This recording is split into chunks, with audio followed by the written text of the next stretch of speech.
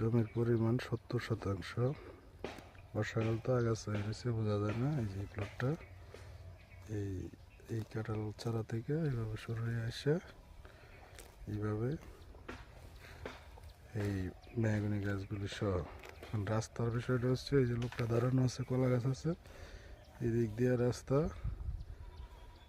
ওই যে আম গাছ আছে, এটা হচ্ছে পরিষদের রাস্তা। এই পরিষদের রাস্তা থেকে জমিটা 100 থেকে 150 ফুট ভিতরে এটা পুরোটাই রাস্তা দিয়ে দেওয়া হবে।